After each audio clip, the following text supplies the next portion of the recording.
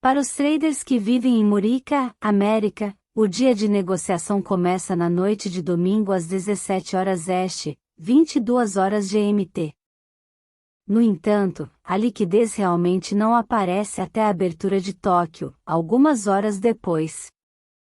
A abertura da sessão de Tóquio às 12 horas GMT marca o início da negociação de moeda na Ásia. Você deve observar que a sessão de Tóquio às vezes é chamada de sessão asiática. Uma coisa que vale a pena notar é que o Japão é o terceiro maior centro de negociação forex do mundo. Isto não deveria ser muito surpreendente, uma vez que o iene é a terceira moeda mais negociada, participando em 16,8% de todas as transações cambiais. No geral, cerca de 20% de todo o volume de negociação forex ocorre durante a sessão asiática. Mas nem tudo vem apenas de Tóquio. Existem outros grandes centros financeiros na Ásia, como Singapura e Hong Kong. O que é interessante é que hoje em dia, mais volume de negociação forex sai de Singapura e Hong Kong do que de Tóquio. Tanto Singapura como Hong Kong representaram 7,6% do volume total cada, enquanto o Japão teve 4,5%. Talvez a seção asiática seja mais apropriada do que a seção de Tóquio. Esses valores de PIB foram calculados usando médias de dados anteriores. Observe que estes não são valores absolutos e podem variar dependendo da liquidez e outras condições de mercado. Além disso, o intervalo de sessão para o RCHF não foi incluído, uma vez que o franco suíço esteve indexado ao euro em 1,2000 durante o período. Uma maneira fácil de descobrir a faixa média atual de PIB para um par de moedas durante a sessão de Tóquio é usar nosso aplicativo Market Milk. Por exemplo, aqui está o intervalo médio de PIB para EUR do USD. Aqui estão algumas características principais que você deve saber sobre a sessão de Tóquio. A ação não se limita apenas às costas japonesas. Toneladas de transações cambiais são feitas em outros pontos importantes financeiros, como Hong Kong, Singapura e Sydney. Os principais participantes do mercado durante a sessão de Tóquio são empresas comerciais, exportadoras e bancos centrais.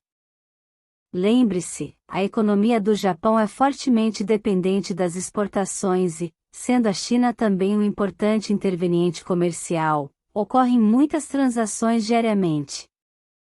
A liquidez às vezes pode ser muito tênue. Haverá momentos em que negociar durante este período será como pescar, você pode ter que esperar muito tempo antes de conseguir algo. É mais provável que você veja movimentos mais fortes em pares de moedas da Ásia-Pacífico, como a AUD do USD e NZD do USD, em oposição a pares fora da Ásia-Pacífico, como o GBP do USD. Durante esses períodos de pouca liquidez, a maioria dos pares pode permanecer dentro de um intervalo. Isso oferece oportunidades para negociações diárias de curto prazo ou negociações potenciais no final do dia. A maior parte da ação ocorre no início da sessão, quando mais dados econômicos são divulgados. Os movimentos na sessão de Tóquio podem definir o tom para o resto do dia. Os traders nas últimas sessões analisarão o que aconteceu durante a sessão de Tóquio para ajudar a organizar e avaliar quais estratégias adotar em outras sessões. Normalmente, após grandes movimentos na sessão anterior de Nova York, você poderá ver uma consolidação durante a sessão de Tóquio. Quais pares você deve negociar? Como a sessão de Tóquio é quando as notícias da Austrália, Nova Zelândia e Japão são divulgadas, esta é uma boa oportunidade para negociar eventos noticiosos. Além disso, poderá haver mais movimento nos pares de ienes, já que muitos ienes estão mudando de mãos à medida que as empresas japonesas conduzem negócios. Observe que a China também é uma superpotência econômica, por isso, sempre que surgem notícias da China, elas tendem a criar movimentos voláteis. Com a Austrália e o Japão dependendo fortemente da procura chinesa, poderemos ver um maior movimento nos pares AUD e JPY quando chegarem os dados chineses. Agora vamos ver como você pode negociar na seção de Londres.